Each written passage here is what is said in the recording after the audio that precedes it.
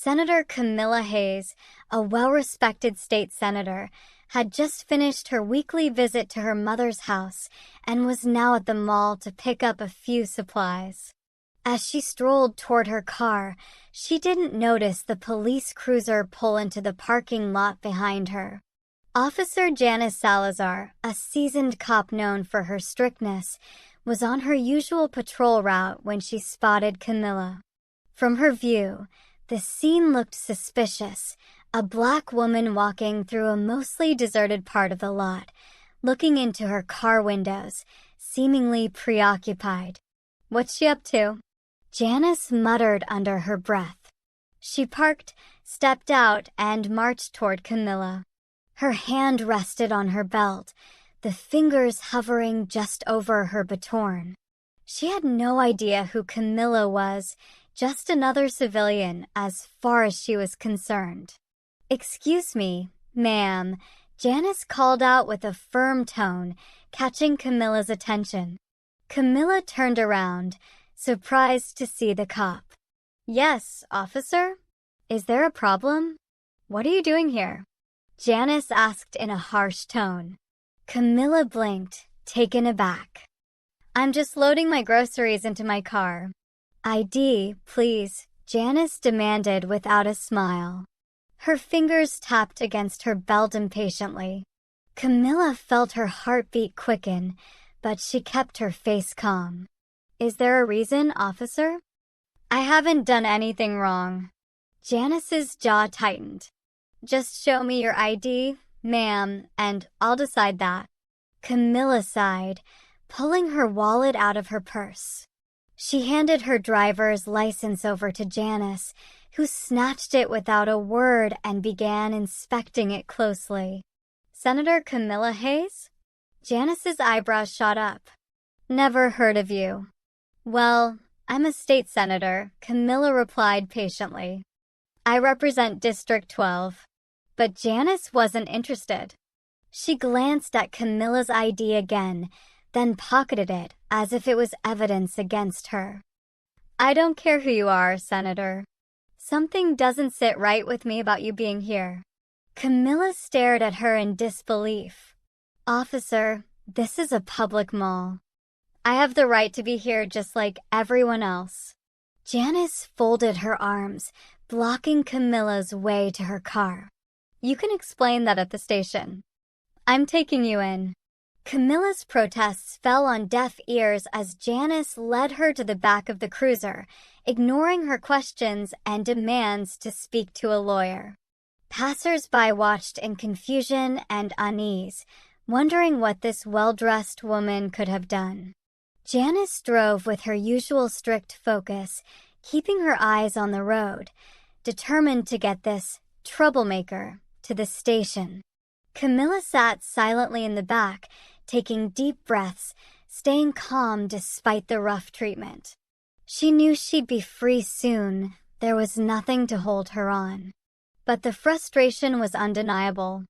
Arriving at the station, Janice parked and led Camilla inside, past a row of officers and detectives working on various cases. Some heads turned as they walked by, a few whispering and wondering why a state senator was in cuffs.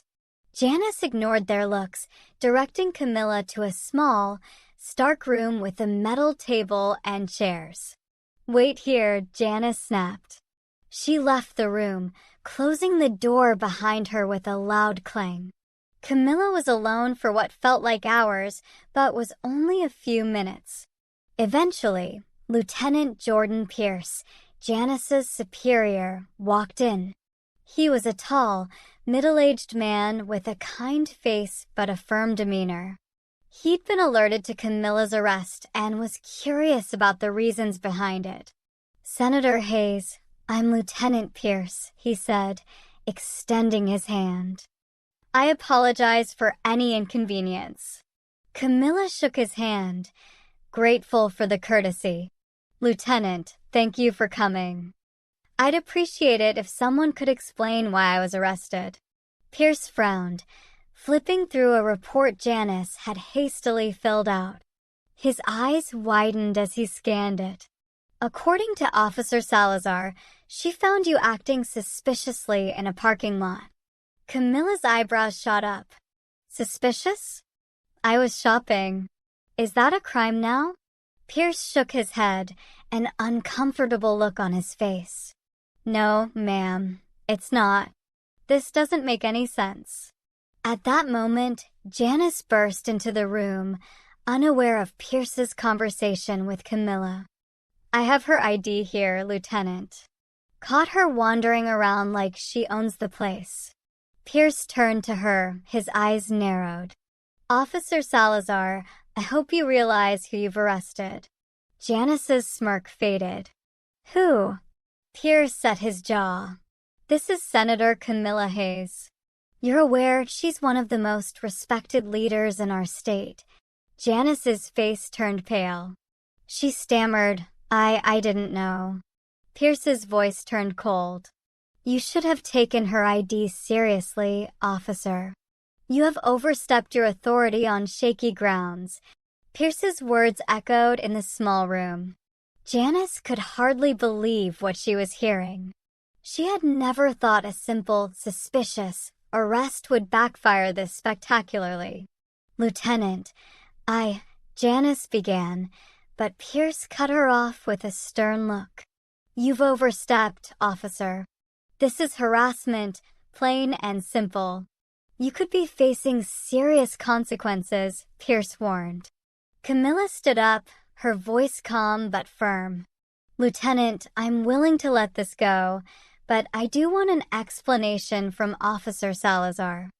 I deserve that at the very least. Janice shifted uncomfortably, unable to look Camilla in the eye. I thought you were someone else, she mumbled, her confidence fading. Pierce shook his head. You made an arrest based on assumptions. We don't make decisions like that in this department, officer. By now, a few other officers had gathered near the door, the unfolding drama too compelling to ignore. The whispers grew louder as word spread. Janice's reputation had taken a hit in seconds, and she could feel her career slipping through her fingers. Pierce finally spoke, his tone final. Officer Salazar, I'm afraid I have no choice but to suspend you pending an investigation. Janice's face turned bright red, but she stayed silent. She knew arguing would only make things worse.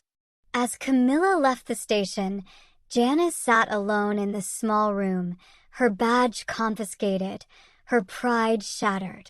She knew that this was justice, the kind she'd been blind to when she acted out of prejudice. And now, everyone would remember her not as a strict cop, but as the officer who lost everything over an unjust arrest. And this brings us to the end of this story. Thank you for watching till the end. I hope you enjoyed the story. If you did, don't hesitate to like the video and share it with your friends too. Subscribe to our channel and turn on the notification bell for more fascinating stories. Have a nice day.